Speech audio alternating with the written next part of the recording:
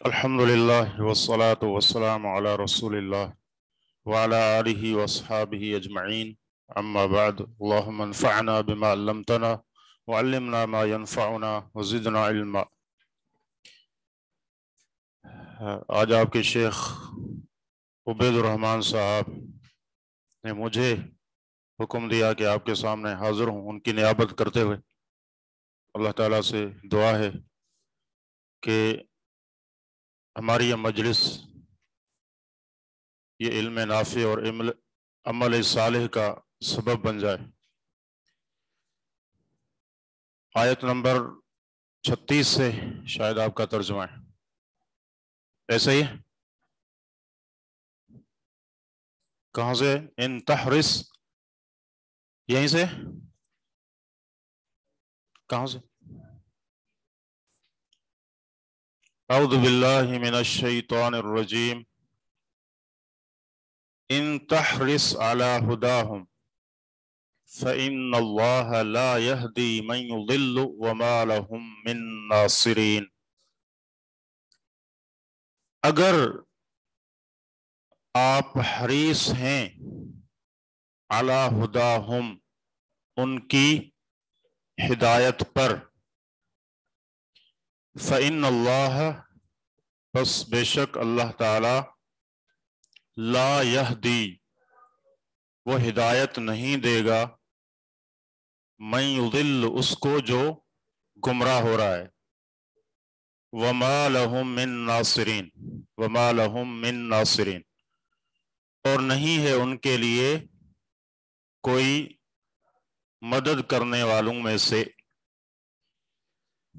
اس آیت میں ایک تو یہ بات معلوم ہوئی کہ اللہ کے نبی صلی اللہ علیہ وسلم لوگوں کی ہدایت پر بڑے حریص تھے، چاہتے تھے کہ سب ہدایت کے راستے پر آ جائیں، لیکن اللہ رب العزت کی مشیت کیا ہے، کس کو ہدایت دینی ہے، کون ہدایت کا اہل ہے کون نہیں ہے، یہ اللہ بہتر جانتا ہے۔ فرمایا کہ آپ حریص ہیں ان کی ہدایت پر، تو اللہ تعالیٰ اس شخص کو جو گمراہ ہو رہا ہے کس طرح؟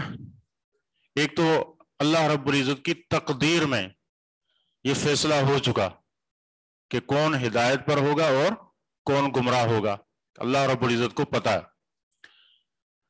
اور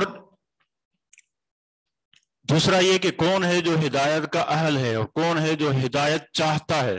صحیح ہے؟ اللہ تعالیٰ کس کو ہدایت دیتا ہے؟ اس کو جو ہدایت چاہتا ہے۔ والذین جاہدوا فینا لنہدینہم سبلنا، وہ لوگ جو کوشش کرتے ہیں، ہدایت کو پانا چاہتے ہیں، جستجو کرتے ہیں، فرمایا کہ ان کے لیے ہم اپنا جو راستہ ہے وہ واضح کر دیتے ہیں، کھول دیتے ہیں۔ تو جو ہدایت چاہتا ہی نہیں ہے، جسے ابو جہل نے کہا تھا، کیا کہا تھا؟ اللہم ان کان ھذا ھو الحق من عندک فامطر علینا حجارۃ من السماء۔ یہ نہیں کہ یہ حق ہے تو مجھے توفیق دے کہ اللہ کہ میں اس کو قبول کر لوں۔ کیا کہا اس نے؟ کہ اگر یہ حق ہے تیری طرف سے، یہ قرآن یہ نبی، تو پھر مجھ پر آسمان سے پتھروں کی بارش نازل فرما۔ تو ایسے لوگ کیسے ہدایت پر آئیں گے؟ صحیح ہے؟ تو ایک تو یہ چیز معلوم ہوئی کہ اللہ کے نبی صلی اللہ علیہ وسلم ہدایت پر حریص تھے، اور دوسرا یہ بھی معلوم ہوا ضمناً ایک مسئلہ کہ اللہ کے نبی عالم الغیب نہیں ہیں، ورنہ اللہ کے نبی کو تو پتا ہوتا نا کہ کون ہدایت کس کو ملے گی، اس پر محنت کرتے۔ اور جو ہدایت جس کے نصیب میں ہی نہیں ہے تو ان کے بارے میں حریص ہونے کی کیا وجہ ہے؟ مانا یہ کہ آپ عالم الغیب نہیں تھے، عالم الغیب صرف اللہ رب العزت کی ذات ہے۔ اور یہ کون لوگ ہیں؟ اور یہ کچھ لوگ تھے جن کو اللہ نے گمراہ کر دیا، ورنہ کفار میں سے بہت سارے لوگ ایسے بھی ہیں جن کو اللہ نے ہدایت دی۔ صحیح ہے؟ کہا وما لہم من ناصرین، اور نہیں ہے ان کے لیے کوئی مدد کرنے والوں میں سے۔ اللہ کے مقابلے میں کوئی کسی کی مدد کر سکتا ہے؟ نہیں کر سکتا یقیناً۔ تو کہا کوئی بھی، آپ نے دیکھا کہ بڑے بڑے لشکر تھے ان کے پاس، بدر کے موقع پہ خود ابو جہل بڑا اتراتا ہوا بڑا غرور کرتا ہوا جا رہا تھا کہ بس مسلمانوں کو نیست اور نابود کر دیں گے، اور اس کو اپنی قوت اور وسائل پر بڑا ناز اور بھروسہ تھا، لیکن نتیجہ کیا نکلا؟ مارا گیا کفر کی حالت میں۔ اور مارا بھی کیسے گیا؟ یعنی بچوں نے اس کو مارا، بچوں نے، یعنی اللہ نے کتنا اس کو ذلیل، آخری وقت میں بھی کہہ رہا تھا کہ کاش کوئی بہادر مجھے مارتا، کہ لوگ بات کرتے کہ ہاں یہ خود بھی بہادر تھا اور بہادر نے اس کو مارا، لیکن کیا ہوا؟ ان کی سرکشی اور عناد کی وجہ سے ہدایت کا وہ اہل تھا ہی نہیں، اس لیے وہ حالت کفر میں ہی مارا گیا۔ تو بہرحال یہ آیت بتاتی ہے کہ اللہ کے نبی صلی اللہ علیہ وسلم ہدایت پر بڑے حریص تھے، اور یہ بھی معلوم ہوا کہ جو دین کی طرف دعوت دیتے ہیں تو انہیں بھی لوگوں کی ہدایت پر حریص ہونا چاہیے، صحیح ہے؟ جسے اللہ کے نبی حریص ہوا کرتے تھے۔ ہمارا مقصد یہی ہے کہ لوگ راہ راست پر آ جائیں، اس نہیں کہ لوگوں کو جہنم میں پہنچا کے اور فتوے بس یہی چیز ہو اور کچھ بھی نہ ہو۔ تو اللہ کے نبی صلی اللہ علیہ وسلم حریص تھے، اور ہمیں بھی نہیں پتا، ہو سکتا ہے کوئی بندہ راہ راست پر آ جائے، ہاں، اور آپ کوشش کریں کوئی راہ راست پہ آتا ہے یا نہیں آتا، آپ کے حرص پر، آپ کے اس جذبے پر اللہ آپ کو اجر دے گا، اور آپ کی تبلیغ کا آپ کو اجر ملے گا۔ تو یہ بڑا مبارک راستہ ہے، اس طریقے سے کہ جیسے اللہ کے نبی حریص ہوا کرتے تھے، اسی طرح ہمیں بھی یعنی لوگوں کی ہدایت کے لیے حریص ہونا چاہیے۔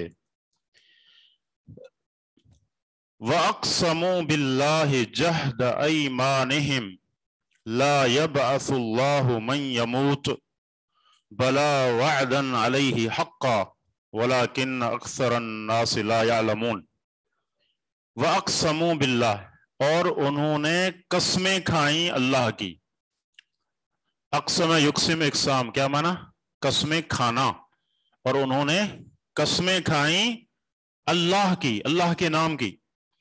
جہد ایمانہم، مضبوط قسمیں، ٹھوس قسمیں۔ کیسے مضبوط قسم کیسے ہوتی ہے؟ یعنی بڑی تاکید کے ساتھ، ہاں کئی الفاظ ہیں، اقسم باللہ، باللہ، تاللہ، ہاں یہ سارے جیسے قسم کے سیغے ہیں، بعض لوگ سارے قسم کے سیغے ایک ہی قسم میں بھی استعمال کر لیتے ہیں، ہاں باللہ، تاللہ، اقسم باللہ۔ یعنی آج بھی عربوں میں اس طرح ہے، یعنی بسا اوقات جب کوئی بات تاکید میں پیش کرتے ہیں نا تو قسم میں تاکید لاتے ہیں، حالانکہ قسم خود ہی ایک تاکید کی چیز ہے، لیکن مزید اس میں پختگی پیدا کرنے کے لیے اور زیادہ اس کو مؤکد کرتے ہیں۔ تو اس کو کہا پختہ قسم کھائی، ہاں اقسموا باللہ، اور انہوں نے قسم کھائی، قسمیں کھائی اللہ کی، جہد ایمانہم، مضبوط قسمیں، بڑے یقین کے ساتھ۔ کیا تھا؟ کس بات پر کھائیں؟ لا یبعث اللہ من یموت، نہیں اٹھائے گا اللہ اس کو یموت جو مر گیا، یعنی جسے موت آئی اللہ اسے دوبارہ زندہ نہیں کرے گا۔ اور یعنی یہ بعث بعد الموت جو ہے، قیامت میں جو دوبارہ زندہ ہونا ہے، مشرکین مکہ اس کا انکار کرتے تھے، قسمیں کھا کھا کر یعنی اپنی یہ بات کرتے تھے کہ دوبارہ اللہ زندہ نہیں کرے گا اس کو جو مر گیا۔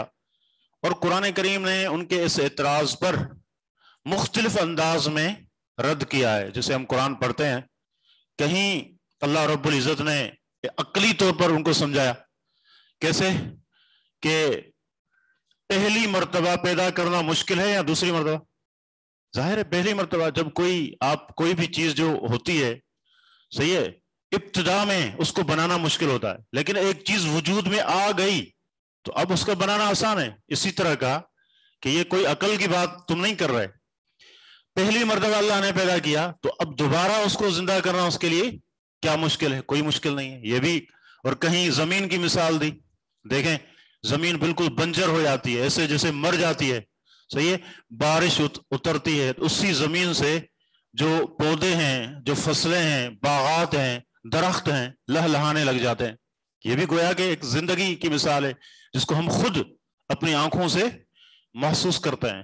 تو مختلف طریقوں سے اللہ رب العزت نے اس عقیدے کو واضح کیا ہے، جو مشرکین مکہ جس کا انکار کیا کرتے تھے کہ اللہ دوبارہ ہمیں زندہ نہیں کرے گا۔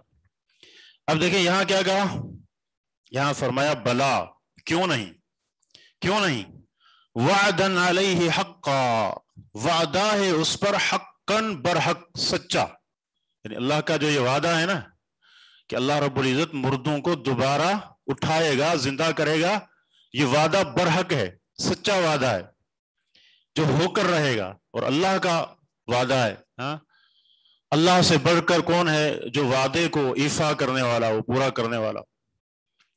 ومن اصدق من اللہ قیلا ومن اصدق من اللہ حدیثا، اللہ سے بڑھ کر کس کی بات سچی ہو سکتی ہے.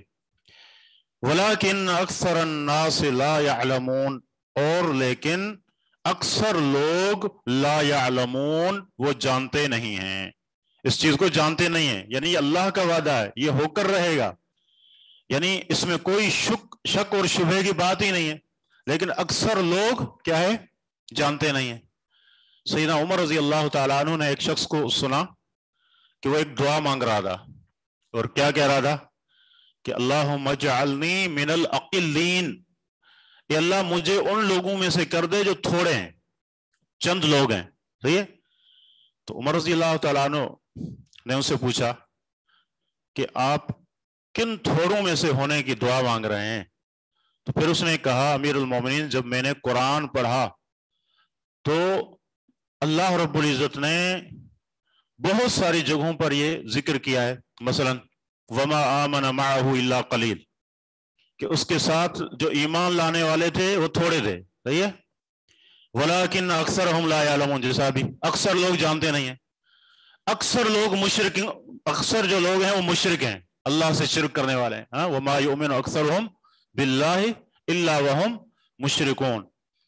اور وَإِن تُطِعْ أَكْثَرَ مَنْ فِي الْأَرْضِ يُضِلُّوكَ عَنْ سَبِيلِ اللَّهِ، اللہ کے نبی صلی اللہ علیہ وسلم کو اللہ نے فرمایا کہ اگر آپ بھی اکثریت کے پیچھے لگیں گے، زیادہ لوگوں کی پیروی کریں گے، تو زیادہ لوگ آپ کو بھی گمراہ کر دیں گے. تو میں اس لیے اللہ سے یہ دعا کر رہا ہوں کہ اللہ مجھے تھوڑے لوگوں میں سے کر دے. تھوڑے یعنی تیرے خاص بندے وہ تھوڑے ہی ہوتے ہیں، ہمیشہ اہل حق تھوڑے ہی ہوتے ہیں، اہل باطل زیادہ ہوتے ہیں. تو عمر رضی اللہ عنہ نے کیا کہا، اس کی یہ بات سن کے کہا کل احد افقہ من عمر، ہر بندہ عمر سے بڑا فقیہ اور سمجھدار ہے. یعنی کتنی بڑی بات اس بندے نے کہہ دی کہ قرآن کریم کا ایک پیغام جو اس نے سمجھا کہ تھوڑے لوگ ہی ہوتے ہیں جو حق پر ہوتے ہیں. تو آج کل آپ سنتے ہیں ایک یعنی شبہ ہے لوگوں کے ذہنوں میں، وہ کہتے ہیں کہ اہل حق تھوڑے کیوں ہوتے ہیں؟ اگر آپ حق پر ہیں نا، قرآن و سنت کے جو حقیقی پیروکار ہیں، وہ کہیں گے، فوراً کہیں گے، پہلی بات یہ کہیں گے تمہاری تعداد ہی کیا ہے اور تم ہو بھی کتنے. تو یہ کوئی ضروری بات نہیں ہے. صحیح، بلکہ قرآن کریم نے، بلکہ اللہ کے نبی صلی اللہ علیہ وسلم کی وہ حدیث اس کو بھی ذہن میں لائیں کہ جب آپ معراج کے لیے گئے تھے تو آپ نے کیا فرمایا کہ میں نے دیکھا انبیاء کو معہو الرہط، اس کے ساتھ لوگوں کی ایک جماعت تھی، یعنی کچھ لوگ تھے. وَمَعَهُ رَجُلُ وَرَجُلَانِ، اور کچھ انبیاء ایسے بھی تھے جن کے پاس صرف ایک شخص تھا یا دو تھے جو اس پر ایمان لائے تھے، باقی سب نے اس کا انکار کر دیا. وَالنَّبِيُّ لَيْسَ مَعَهُ أَحَدٌ، یہ بھی فرمایا کہ ایک نبی ایسا بھی تھا کہ جس پر کسی نے بھی ایمان نہیں لایا، وہ اکیلا ہی تھا. تو اس بات کی کیا حیثیت ہے؟ اکثریت کی یہ جو بات کی جاتی ہے کیا ہے؟ معیار حق ہے، اکثریت نہیں ہے، اکثریت نہیں ہے. صحیح ہے. مراد کیا ہے؟ حق ہے، حق، حق معتبر ہے. اگر ایک بندہ بھی حق پر ہے باقی باطل پر ہیں تو وہ حق اسی کے پاس ہے. یہ نہیں کہ زیادہ لوگ ہیں تو وہ حق پر ہیں، بلکہ قرآن کریم نے اکثریت کو گمراہی پر قرار دیا، یا یہ کہا کہ وہ علم نہیں رکھتے، جیسا کہ یہاں پر اس آیت میں کہا کہ وَلَكِنَّ أَكْثَرَ النَّاسِ لَا يَعْلَمُونَ، لیکن اکثر لوگ علم نہیں رکھتے. لِيُبَيِّنَ لَهُمْ، تاکہ وہ واضح کرے ان کے لیے، الَّذِي وہ، يَخْتَلِفُونَ فِيهِ، جس میں وہ اختلاف کرتے ہیں، تاکہ واضح کر دے ان کے لیے وہ جس میں وہ اختلاف کرتے ہیں. کس میں اختلاف کر رہے ہیں؟ اس سے مراد تو وہی بات جو چل رہی ہے کہ بعث بعد الموت کے بارے میں، اَمَّ يَتَسَاءَلُونَ عَنِ النَّبَإِ الْعَظِيمِ الَّذِي هُمْ فِيهِ مختلفون جسے کہا کہ کس چیز کے بارے میں یہ سوال کر رہے ہیں ایک دوسرے سے، کہا ایک بڑی خبر ہے جس کے بارے میں یہ ایک دوسرے سے اختلاف کر رہے ہیں، وہ کیا ہے؟ الذی هم فیہ یختلفون کلا سیعلمون ثم کلا سیعلمون، اگر اسی کا بیان ہے۔ تو بہرحال یعنی اس چیز میں وہ ہمیشہ کیا ہے، شک میں رہے، شک میں پڑے رہے کہ دوبارہ ہم کیسے زندہ ہوں گے۔ تو اللہ نے ان کو کہا کہ اللہ رب العزت ان کے لیے وہ بات واضح کر دے گا جس میں وہ اختلاف کرتے ہیں۔ وَلِيَعْلَمَ الَّذِينَ كَفَّرُوا أَنَّهُمْ كَانُوا كَاذِبِينَ، اور تاکہ جان لیں وہ لوگ جنہوں نے کفر کیا کہ بے شک وہ جھوٹے تھے، یعنی ان کا جھوٹا پن خود ان کے سامنے آ جائے، واضح آ جائے، وہ خود محسوس کریں کہ ہم اس معاملے میں جھوٹے تھے۔ تو اللہ رب العزت اس طریقے سے دلائل کے ساتھ، شواہد کے ساتھ، یعنی ان کے شبہات کو اس طریقے سے رد کرتا ہے کہ ان پر ایسے حجت قائم ہوگی۔ یہ سب سے بڑی حجت ہے کہ انسان خود اقرار کرے کہ میں جھوٹا ہوں۔ تو یہ ایک ہے کہ دوسرا کوئی دلائل سے ثابت کرے، اور دنیا میں بسا اوقات ایسے ہوتا ہے کہ انسان انکار بھی کر جاتا ہے کہ نہیں میں نے نہیں کیا، لیکن یہ سب سے بڑی حجت ہے کہ وہ خود اعتراف کرے کہ میں جھوٹا ہوں۔ یہ سب سے بڑی یہ دلیل ہے جو ان پر قائم ہوگی۔ انما قولنا لشیء، انما اس کو کیا کہتے ہیں؟ کون سا کلمہ ہے؟ کلمۃ الحصر، کلمہ حصر۔ حصر کا معنی کیا ہے؟ اس کا ترجمہ کیا کرتے ہیں آپ؟ جی بے شک اس کا معنی نہیں کرتے، کیا معنی کرتے ہیں؟ اس کے سوا کچھ نہیں، اس کے سوا کچھ نہیں، یہ حصر ہے۔ یعنی کیا کیا؟ اس نے معنی کو اس پر بند کر دیا، اس بات میں حکم کو، سوائے اس کے کچھ نہیں ہے، اس کے سوا کچھ نہیں۔ قولنا کہ ہمارا قول، ہمارا کہنا، لشیء کسی چیز کو، اذا اردناہ جب ہم اس کا ارادہ کرتے ہیں، یعنی اس کے ہونے کا ارادہ کرتے ہیں، کسی چیز کو وجود میں لاتے ہیں تو کیا کہتے ہیں؟ ان نقول لہ کن فیکون، تو ہم اس سے کہتے ہیں لہو اس کے لیے، کن ہو جا فیکون پھر وہ ہو جاتا ہے، بس کن کی دیر ہے، یعنی کلمہ کن آیا اور وہ چیز جو ہے عدم سے وجود میں آ گئی، اتنا آسان ہے۔ یعنی مقصد کیا کہ تم اس پر حیران ہو رہے ہو کہ تم دوبارہ کیسے زندہ ہوں گے؟ ہمارے لیے تو کسی چیز کو پیدا کرنا ایسے ہے کہ صرف کن کہیں گے فیکون، وہ چیز بن جائے گی، وہ ہو جائے گی۔ تو یہ بتایا کہ اللہ کے لیے کوئی مشکل نہیں ہے، بہت آسان ہے۔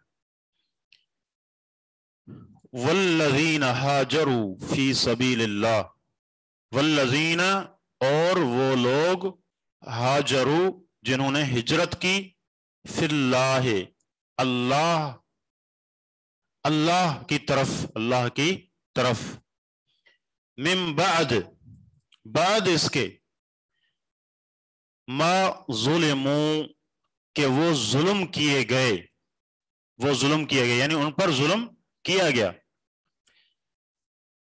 ان پر ظلم کیا گیا اور انہوں نے اللہ کی خاطر اپنے علاقے کو، اپنے وطن کو چھوڑا، صحیح ہے، چلے گئے اپنے دین کو، ایمان کو، عقیدے کو بچاتے ہوئے۔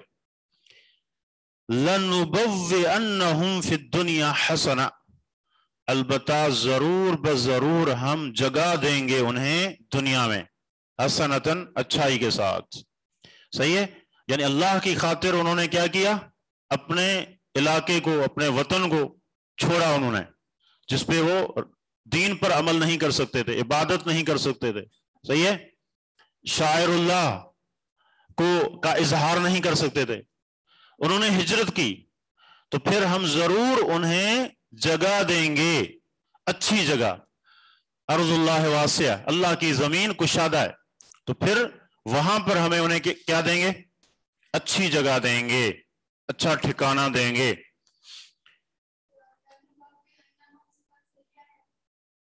جی ہاں، اس کا مادہ،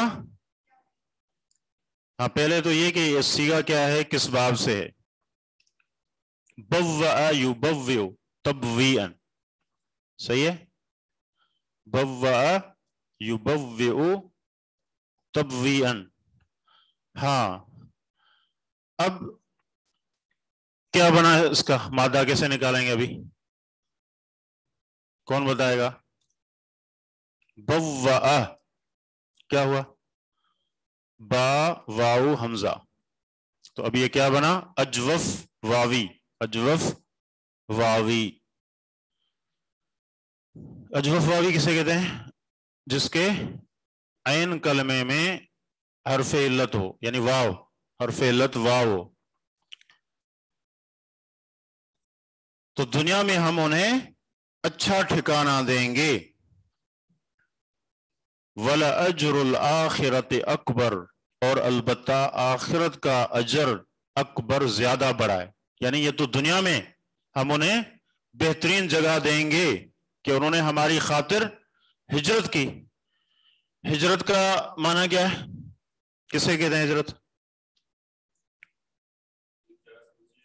हजरा से निकला है। हाँ, इसका हिजरत का माना क्या है? हजरा, हजरा। इसका माना क्या है? छोड़ना, लफ्जी माना है छोड़ना। और शरण क्या माना है इसका? कि हाँ, यानी कुफ्र के इलाके को छोड़ के, हाँ, दारुल कुफ्र से दारुल इस्लाम की तरफ हिजरत, अल्लाह की खातिर अपने दीन और ईमान और अकीदे को बचाते हुए कि वहां रह के इंसान अल्लाह की इबादत नहीं कर सकता। तो फिर ये है यानी हिजरत, और ये बड़ा मुबारक अमल है। क्या फजीलत है हिजरत की? अन्नल हिजरत तहदिमु मा काना क़ब्लहा, ये हदीस है, सही हदीस है कि हिजरत जो है पिछले गुनाहों का कफ़ारा बन जाती है। पिछले सारे गुनाह हिजरत की वजह से माफ होते हैं। हिजरत के दो माने हैं, एक है ज़ाहिरी और दूसरा है मानवी। ज़ाहिरी हिजरत तो यही है जो यानी दारुल कुफ्र को छोड़ के दारुल इस्लाम की तरफ आना, ये क्या है? ज़ाहिरी। और मानवी क्या है? मानवी हिजरत भी है। और मानवी हिजरत जिसे इब्न क़य्यिम रहमहुल्लाह कहते हैं कि हर मुसलमान पर फर्ज है मानवी हिजरत। जी, क्योंकि एक हदीस है, अल मुहाजिर मन हजरा मा नहल्लाहु अन्हु व रसूलुहु, कि जिस चीज से अल्लाह और उसके रसूल ने रोका है उसको छोड़ दे, हकीकी मुहाजिर ये है, हिजरत करने वाला। और ये हिजरत ये हम सब पर फर्ज है, हम सब के लिए जरूरी है।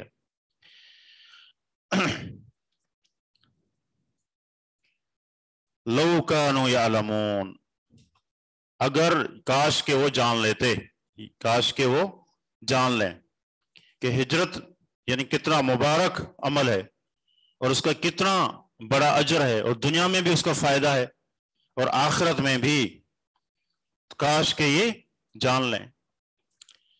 तो सहाबा इकराम ने जब हिजरत की, हिजरत कितनी तरफ हुई थी?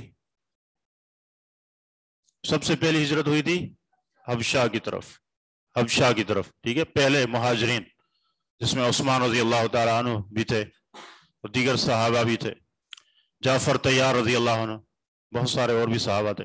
और दूसरी जो हिजरत, जो सबसे बड़ी हिजरत थी, वो मदीना की तरफ हुई, मदीना की तरफ हुई।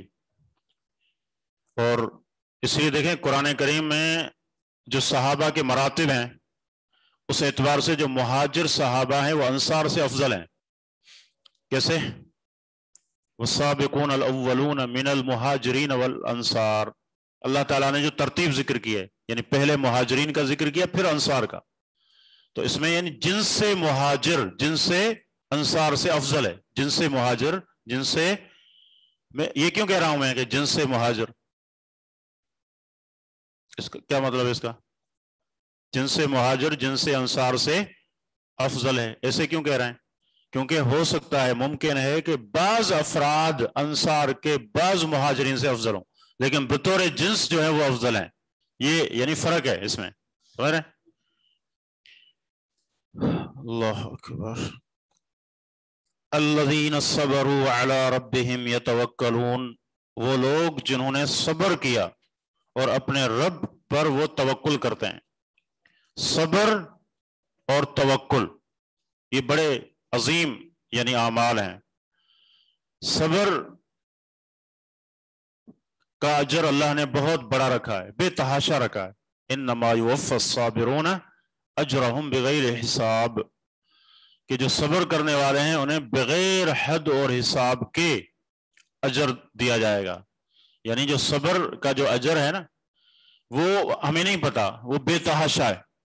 جیسے روزہ ہے، روزہ بھی صبر ہے نا، صبر کرتا ہے انسان کھانے پینے سے اور جو خواہشات نفسانی ہیں ان سے رکا رہتا ہے اللہ رب العزت کے حکم پر. الصبر علی اقدار اللہ، الصبر علی معصیت اللہ، یہ ساری چیزیں اس میں موجود ہیں. اس لیے روزے کا اجر کتنا ہے؟ الصوم لی وانا اجزی بھی، روزہ میرے لیے ہے اور میں ہی اس کا بدلہ دوں گا. یعنی کسی کو نہیں پتا، فرشتے کو نہیں پتا، تو اللہ ہی اس کا اجر دے گا کیونکہ اس نے صبر پایا. علماء نے لکھا ہے کہ صبر کی 3 قسمیں ہیں. کون سی 3 قسمیں؟ دو میں نے ابھی ذکر کر دیں. الصبر علی طاعت اللہ، اللہ کی اطاعت پر صبر کرنا. کیسے اللہ کی اطاعت پر کس طرح صبر کیا جاتا ہے؟ مثلا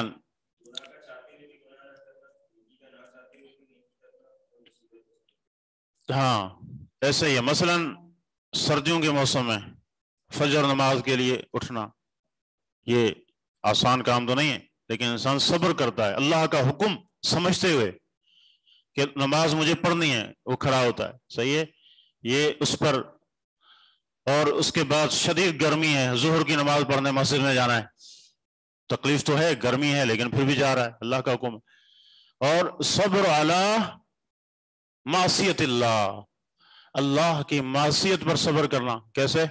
گناہ، بسا اوقات گناہ کے مواقع ملتے ہیں، کوئی دیکھنے والا نہیں ہے، کر سکتا ہے، لیکن پھر بھی وہ بچ جاتا ہے، اللہ کا ڈر ہے، صبر کیا اس نے. اور اسی طریقے سے اقدار اللہ المؤلمہ، اس سے کیا مراد ہے؟ تقدیر، یعنی آپ کو کوئی تکلیف آتی ہے، پریشانی آتی ہے، کوئی حادثہ پیش آتا ہے، اس پر صبر کریں. یہ کہ اللہ نے یہ فیصلہ کر دیا تھا، اللہ نے لکھ دیا تھا، یہ چیز مجھے اس لیے جو ہے پہنچی ہے. ٹھیک ہے، تو یہ 3 قسمیں ہیں صبر کی. وَعَلَىٰ رَبِّهِمْ يَتَوَكَّلُونَ، اور اپنے رب پر وہ توکل کرتے ہیں. توکل کا کیا معنی ہے؟ توکل کا لغت میں معنی ہے اعتماد، اعتماد کرنا. صحیح ہے. اور شرعاً کیا معنی ہے توکل کا؟ اللہ رب العزت پر اعتماد کرنا، اللہ پر اعتماد کرنا، منفعت کو حاصل کرنے کے لیے اور گناہ کو ٹالنے کے لیے اللہ پر بھروسہ ہو، یقین ہو کہ یہ فائدے کی چیز مجھے ملے گی. صحیح، اللہ پر بھروسہ رکھیں. اس نقصان دہ چیز سے میں بچ جاؤں گا، اللہ پر بھروسہ رکھیں. لیکن ساتھ میں ایک اور چیز بھی ہے، اور وہ ہے اسباب کو اختیار کرتے ہوئے. صحیح ہے، یعنی اللہ رب العزت نے ہر کام کے اسباب رکھے ہیں، اسباب کو چھوڑنا یہ توکل نہیں ہے.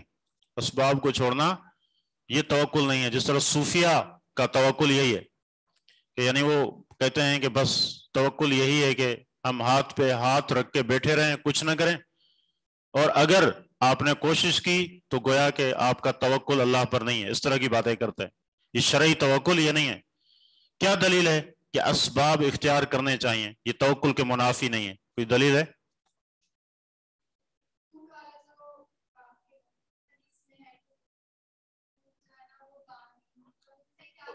یہ واقعہ ہے، صحیح مسلم کی روایت ہے کہ ایک صحابی اللہ کے نبی صلی اللہ علیہ وسلم کے پاس آئے اور وہ اونٹنی پر سوار ہو کر آئے اور اللہ کے نبی سے آ کر پوچھا کہ میں اونٹنی کو ایسے ہی چھوڑ دوں، اللہ پر توکل کروں، یا اس کو باندھوں اور پھر توکل کروں؟ صحیح ہے. اللہ کے نبی صلی اللہ علیہ وسلم نے کیا فرمایا؟ اعقلھا ثم توکل، پہلے اس کو باندھو ہاں پھر توکل کرو. یعنی اسباب کو اختیار کرو. ہر چیز کے اسباب اللہ نے رکھے ہیں. صحیح ہے. باقی ایسا نہ ہو کہ آپ اللہ کو بھول جائیں اور اسباب ہی میں پڑ جائیں، یہ توکل کے منافی ہے. توکل کا یہ مفہوم نہیں ہے. یعنی آپ کہیں کہ اسباب جائز ہیں اس کام کے لیے، میں اس کو اختیار کر رہا ہوں، لیکن یہ اسباب کارگر مفید تب ہوں گے جب اللہ چاہے گا. اگر اللہ نہیں چاہے گا تو یہ اسباب مجھے فائدہ نہیں دیں گے. یہ ہے توکل. اس طرح وعلی ربہم یتوکلون، اور وہ اپنے رب پر توکل اور بھروسہ کرتے ہیں. وما ارسلنا، اور نہیں ہم نے بھیجے، من قبل کا، آپ سے پہلے، الا مگر، رجالن، رجال رجل کی جمع ہے، جس کا معنی کیا ہے؟ آدمی. نوحی الیہم، ہم نے وحی کی ان کی طرف. اس کا مطلب کیا کہ انبیاء جتنے بھی تھے سارے مرد تھے، کوئی عورت نبی نہیں تھی. صحیح ہے. ہاں باقی یہ ہے کہ عورتیں یعنی اللہ کی صالحات نیک بندیاں ضرور ہوئی ہیں، جیسے مریم ہیں، امہات المومنین ہیں، دوسری ہیں، قیامت تک ہوتی رہیں گی. لیکن اللہ رب العزت کی جو حکمت ہے، جو مشیت ہے، وہ یہ کہ اللہ نے کسی عورت کو نبی نہیں بنایا. نبی جتنے بھی تھے کیا ہے؟ مرد تھے. تو کہا کہ نہیں ہم نے بھیجے آپ سے پہلے مگر مرد. نوحی الیہم، ہم نے وحی کی ان کی طرف. فاسألوا اہل الذکر ان کنتم لا تعلمون، بس تم سوال کرو اہل ذکر سے اگر تم نہیں جانتے ہو. سوال کرو اہل ذکر سے. اہل ذکر کون ہے؟ اہل علم، جن کو علم دیا. اور یہاں مراد کون سے اہل ذکر ہیں؟ یہودیوں اور عیسائیوں کے جو عالم ہیں. صحیح ہے. ان سے سوال کرو کیونکہ ان کے پاس کتاب کا علم ہے. وہ بتائیں گے کہ جو بھی نبی آئے تھے وہ کون تھے؟ مرد تھے. ہم نے ان کی طرف وحی کی. تو ان سے سوال کریں، اے نبی آپ سے پہلے بھی نبی آئے ہیں، آپ کوئی نئے نہیں ہیں جنہوں نے یعنی یہ دعویٰ کیا ہے. پوچھیں ان سے، ان کے جو علماء ہیں وہ بتائیں گے کہ ان سے سوال کرو ان کنتم لا تعلمون، اگر تم نہیں جانتے. اس کے علاوہ اہل ذکر سے مراد عمومی طور پر علماء بھی ہیں. علماء یعنی جن کو علم ہے، تو ان سے سوال کرنا چاہیے. تو ایک اور چیز ہمیں معلوم ہوئی کہ سوال کس سے کیا جائے گا؟ جو اہل علم ہو. جو اہل علم نہیں ہے تو اس سے سوال نہیں کیا جائے گا. صحیح ہے. یہ شرط ہے اہل ذکر، کیونکہ جس کے پاس علم ہوگا وہی آگے صحیح رہنمائی کرے گا، اور جس کے پاس علم نہیں ہے، فاقد الشیء لا یعطی، عربی میں کہتے ہیں کہ جس کے پاس جو چیز ہے ہی نہیں تو اگلے کو کیا دے گا. ہاں تو ضروری ہے اہل علم کا ہونا. اور یہ بھی سمجھیں کہ آج کل تو بہت سارے ایسے ہیں کہ اہل علم کے روپ میں ہمیں نظر آتے ہیں. صحیح ہے. تو کیسے پہچان کریں گے کہ کون ہے یہ اہل ذکر؟ حقیقی عالم کون ہے ان میں سے؟ جیسا کہ آج کل دیکھیں ہر بندہ چینل بنا کے بیٹھا ہوا ہے یوٹیوب پر، فیس بک پہ، اور یعنی آپ دیکھیں گے جو بھی ان سے سوال کریں ہر سوال کا جواب ہے ان کے پاس. کسی سوال کے بارے میں یہ نہیں کہیں گے، قطعا نہیں کہیں گے واللہ عالم. ہر چیز کا جواب ہے ان کے پاس، ہر چیز. حالانکہ سلف کا یہ طریقہ نہیں تھا. اور پھر یہ کہ خود اپنے آپ کو پیش کرنا کہ میں اہل علم ہوں، مجھ سے پوچھو. سلف کا طریقہ کیا تھا؟ وہ تو فتویٰ سے بھاگتے تھے، کوسوں دور تھے. یعنی جیسے صحابہ تھے، صحابہ کا منہج یہ تھا کوئی آ کر کوئی پوچھتا کوئی مسئلہ، ہر کسی کی کوشش ہوتی تھی کہ یہ مجھ سے نہ پوچھے، وہ کہتے تھے کہ دوسرے سے جا کر سوال کرو. لیکن یہاں تو اتفاق ایسے ہوتا ہے کہ کبھی جمعے کے بعد بیٹھنے کا اتفاق ہو جائے خطیب کے ساتھ، کوئی بندہ آ کے سوال کرے تو وہاں جو بیٹھے ہوں گے وہ اس جو خطیب سے پہلے بول دیں گے، پھر کہیں گے شیخ صاحب ایسا ہی ہے نا جیسے میں کہہ رہا ہوں. یعنی شیخ صاحب کا کام صرف یہ ہے کہ اپنی جو گردن ہے بز اخفش کی طرف اس کو ہلائے، یا ہاں کرے یا نہ کرے، بس آپ نے ٹھیک کہا، مستند ہے میرا فرمایا ہوا، بات ختم ہو گئی. تو یہ یعنی جہل ہے، یہ کوئی طریقہ نہیں ہے. امام مالک رحمہ اللہ کے پاس اندلس سے ایک آدمی چلا، اور کتنے سوال لے کر آیا تھا؟ 39 سوال تھے کہتے ہیں اس کے پاس. 32-33 سوالوں کے سوال جب ہوئے تو امام مالک نے فرمایا لا ادری، میں نہیں جانتا. کون کہہ رہے ہیں؟ امام مالک، امام دار الہجرہ. اور بہت ساروں نے اللہ کے نبی کی حدیث کا مصداق انہیں قرار دیا ہے، جس میں حدیث میں ہے نا کہ ایک وقت آئے گا کہ لوگ اپنے اونٹوں کو بھگائیں گے، مدینہ کا رخ کریں گے، اور مدینے کے عالم کو سب سے بڑھ کر عالم پائیں گے. کہتے ہیں اس سے مراد امام مالک ہے رحمہ اللہ. لیکن وہ کیا کہہ رہے ہیں کہ میں نہیں جانتا. اس نے کہا کہ میں اندلس سے آیا ہوں، اتنا دور سے آیا ہوں، اور لوگ جو ہیں منتظر ہیں آپ کے جواب کے کہ امام مالک کیا کہتے ہیں. آپ بتاؤ کہ میں ان کو کیا کہوں. کہا کہ انہیں جا کر کہنا کہ امام مالک کہتا ہے کہ مجھے ان سوالات کے جواب نہیں آتے. اللہ اکبر. تو بہرحال یہ بڑا المیہ ہے آج کل جس ہم دور میں ہیں. اللہ اکبر. جی یہ صحیح کہا کہ یہ بھی علم کا حصہ ہے، یعنی لا ادری. یہ سلف سے ہمیں یہ چیز ملتی ہے. جیسے ابن عمر رضی اللہ عنہما ہیں تو انہوں نے کہا کہ علم تین ہیں. علم تین ہیں. کون سے؟ کتاب ناطق و سنت ماضیۃ، اور تیسری چیز لا ادری. لا ادری، قرآن، حدیث اور لا ادری، یہ بھی علم ہے. یہ بھی علم ہے. تو بہرحال اہل علم، اور اہل علم کی پہچان کیا ہے؟ اہل علم معروف ہوتے ہیں، یہ بھی یاد رکھیں. اہل علم کیا ہوتے ہیں؟ معروف ہوتے ہیں. ان کے مشائخ معروف ہوتے ہیں، انہوں نے کہاں سے پڑھا یہ بھی معروف ہوتا ہے. اور ہم جو ہیں صرف لفاظی میں آ کر فیس بک پہ کسی کی ویڈیو آ گئی، ہاں کسی کا بیان آ گیا تو ہم نے کہا کیا اس نے بیان کیا ہے، فوراً کہیں گے کہ علماء تو ایسا بیان ہی نہیں کرتے جو اس حضرت نے کیا ہے. یہ کیا بات ہوئی؟ یہ کون سی تعریف ہے؟ یہ کوئی تعریف نہیں ہے. اہل علم وہ ہے کہ جس کا اہل علم تزکیہ کریں، بتائیں کہ اس کا علم جو ہے کیا ہے، موثوق ہے. ابن سیرین رحمہ اللہ کہتے تھے کہ ان هذا العلم دین فانظروا امن تاخذون دینکم. صحیح مسلم کے مقدمے میں ان کا یہ قول موجود ہے. وہ کہتے ہیں کہ یہ علم جو تم لے رہے ہو یہ دین ہے. تم دیکھو تو صحیح اپنا دین کن لوگوں سے لے رہے ہو. مجہول لوگ ہیں، پتہ نہیں کہاں سے آئے، ہاں کہاں سے انہوں نے پڑھا، کوئی چیز معلوم نہیں ہے. بس یہ ہے کہ اس نے بات بڑی اچھی کی ہے. اچھی بات تو بسا اوقات شیطان بھی کرتا ہے، نہیں کرتا؟ شیطان کی کون سی اچھی بات ہے؟ آیت الکرسی اس نے بتائی دی. اللہ کے نبی صلی اللہ علیہ وسلم نے یہ نہیں کہا کہ شیطان سے بھی استفادے میں کوئی حرج نہیں ہے، کبھی یہ بھی اچھی بات کرتا ہے. نہیں، کیا فرمایا؟ صدق وہو کذوب. یہ بات تو سچی ہے لیکن ہے پرلے درجے کا جھوٹا ہے. تو یہ یعنی ہمیں اس چیز کو دیکھنا ہوگا. صحیح حقیقی جو علماء ہیں جنہوں نے پڑھا ہے، علماء سے، معروف اداروں سے، ان سے اپنا ہم جو ہے تعلق جوڑیں، ان سے سوال کریں. وہ جواب کیسے دیں گے؟ رائے سے، قیاس سے، بالبینات والزبر. بالبینات واضح دلیل کو کہتے ہیں بینہ. بینات بینت ان کی جمع ہے، یعنی واضح دلیل. والزبر، اور زبر کسے کہتے ہیں؟ کتابوں کو. کتاب کے حوالے اور واضح دلائل کے ساتھ بیان کرنا، یہ اہل ذکر ہیں. جو صرف رائے اور قیاس سے بات کریں اور یہ کہے بس ہمارے مذہب میں یہی چیز ہے، آگے سوال کرنا حرام ہے، وہ اہل علم نہیں ہے. کیونکہ اہل علم کون ہے؟ جو دلائل سے بات کرتے ہیں، جو حوالے دیتے ہیں، دلیل سے. امام مالک رحمہ اللہ فرماتے تھے کہ ما منا الا راد و مردود الا صاحب هذا القبر. کہ ہم میں سے جو بھی ہے اس کی بات کو لیا بھی جا سکتا ہے، چھوڑا بھی جا سکتا ہے. لیا کب جائے گا؟ جب بالبینات والزبر ہو، یعنی دلائل سے بات ہو، لیا جائے گا. لیکن اگر اس طرح ہے کوئی دلیل نہیں ہے بات کی تو پھر کیا ہے؟ کہا اس کو رد کیا جائے گا. الا صاحب هذا القبر. اللہ کے نبی صلی اللہ علیہ وسلم کی قبر کی طرف اشارہ کرتے ہوئے فرمایا کہ یہ قبر والے ہیں جن کا یہ منصب ہے کہ ان کی ہر بات کو لیا جائے گا، کیونکہ وہ اپنی طرف سے بات نہیں کرتے، جو بات کرتے ہیں اللہ کی وحی کی روشنی میں کرتے ہیں.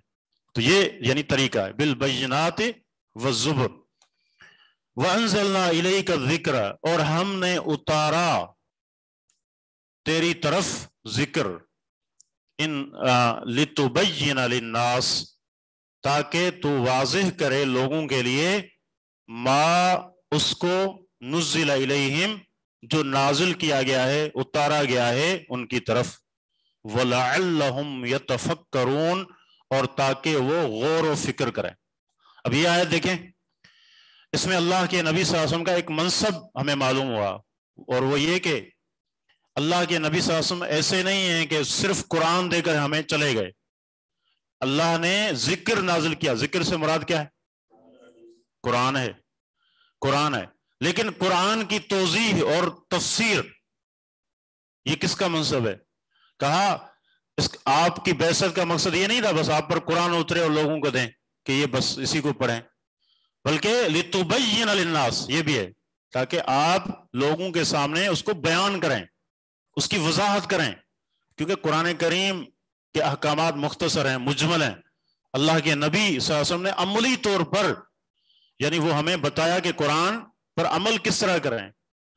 یعنی آپ صاحب قرآن ہیں اور ساتھ میں کیا ہے، قرآن کریم کی عملی شکل بھی ہیں، عملی شکل بھی ہیں. قرآن پر عمل تب ہوگا جب اللہ کے نبی صلی اللہ علیہ وسلم کی سنت سے، حدیث سے جو محفوظ ہے بحمد اللہ، جس طرح قرآن محفوظ ہے اسی طرح وہ بھی محفوظ ہے. جب یہ چیزیں ملائیں گے تو پھر جو ہے آپ کا عمل ہوگا. ایسے نہیں جیسے کچھ لوگ آج کہتے ہیں کہ بس قرآن کافی، حسبنا کتاب اللہ، ہاں کتاب اللہ ہمیں کافی ہے. تو یہ فتنے ہیں جو ہو رہے ہیں. اور مقصد کیا ہے؟ مقصد یہ ہے کہ حدیث کو اگر جدا کر دو گے تو پھر قرآن پر عمل کرنا ممکن ہے؟ قطعاً نہیں ہے. کسی چیز پر عمل نہیں کر سکتے ہاں اس معنی میں. اسی لیے ام المومنین عائشہ رضی اللہ تعالیٰ عنہ سے جب پوچھا گیا تھا کہ اللہ کے نبی کا خلق اخلاق کیسا ہے تو کیا جواب دیا تھا؟ کان خلقہ القرآن، کہ آپ کا اخلاق قرآن ہے. کیا معنی؟ یعنی آپ قرآن کی عملی تصویر تھے، عملی طور پر ایک ایک حکم پر آپ نے عمل کیا. قرآن پڑھو، اللہ کے نبی کا اخلاق وہی تھا. تو یہ اللہ کے نبی کا منصب ہے. قرآن اور حدیث ہمیشہ ساتھ رہیں گے. یہ صحیح ہے. تو قرآن کو صحیح سمجھنا تب ممکن ہوگا جب صاحب قرآن کی حدیث کی روشنی میں اس کو سمجھا جائے گا، اور تبھی جا کے آگے غور و فکر والی بات پوری ہوگی. وَلَعَلَّهُمْ يَتَفَكَّرُونَ.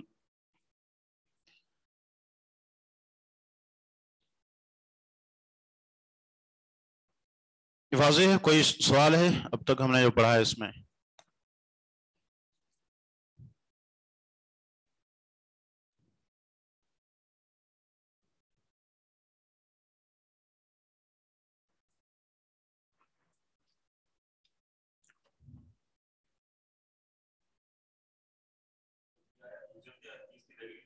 جی بالکل ہے، بالکل کوئی شک نہیں اس میں. کیونکہ یہاں دو چیزیں ذکر ہوئی ہیں. صحیح ہے. ایک ہے قرآن کہ ہم نے قرآن کو اتارا، اور دوسرا اللہ کے نبی کا منصب. یہ صرف یہ نہیں ہے کہ قرآن دے کر بس چلے گئے آپ. جیسے ایک ڈاکیا ہوتا ہے، ڈاکیا کی کیا ذمہ داری ہوتی ہے؟ کوئی خط وہ لے کر آتا ہے، آپ کو دیتا ہے، بس اس کا کوئی ابھی آگے عمل دخل نہیں ہے. اللہ کے نبی صلی اللہ علیہ وسلم کیا ہے؟ آپ صاحب قرآن ہیں. آپ نے جہاں قرآن دیا تو ساتھ میں اس کا بیان. جیسے قرآن دوسری جگہ بھی اللہ نے ارشاد فرمایا کیا؟ فَإِذَا قَرَأْنَاهُ فَاتَّبِعْ قُرْآنَهُ ثُمَّ إِنَّ عَلَيْنَا بَيَانَهُ، کہ جب ہم آپ کو پڑھائیں، جلدی جلدی نہ پڑھائیں. صحیح ہے.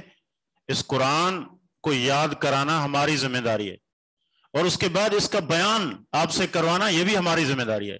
یہ اس معنی میں جس طرح قرآن اللہ کی وحی ہے، اس طرح حدیث بھی اللہ کی وحی ہے. ان میں کوئی فرق نہیں ہے، عمل کے اعتبار سے کوئی فرق نہیں ہے. جس طرح قرآن پر عمل کرنا واجب ہے، اسی طرح اللہ کے نبی صلی اللہ علیہ وسلم کے فرامین پر عمل کرنا بھی واضح ہے. اللہ اکبر. ٹھیک ہے، میرے خیال میں آگے کچھ آیات ہیں وہ ساتھ میں ان کا ایک تسلسل ہے، تو ہم اس کو یہیں پہ روکتے ہیں. اگر کچھ چند منٹ ہیں ہمارے پاس، اگر کوئی سوال ہے تو ٹھیک ہے، ورنہ ہم یہیں پہ اس کو روک رہے ہیں.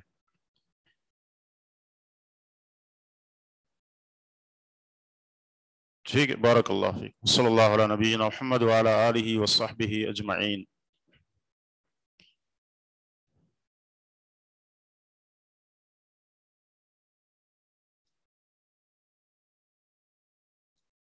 لَنُبَوِّئَنَّهُمْ، اس کے مادے کے بارے میں بات کی تھی نا ہم نے.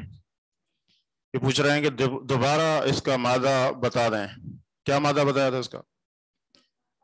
بوّأ یبوّ، یہ باب ہے تو تشدید کے بغیر، ہاں، با واو حمزہ، بوّأ، اسی سے مبوّا، مبوّا کہتے ہیں ٹھکانے کو. تو با واو اور حمزہ یہ اس کا مادہ ہے.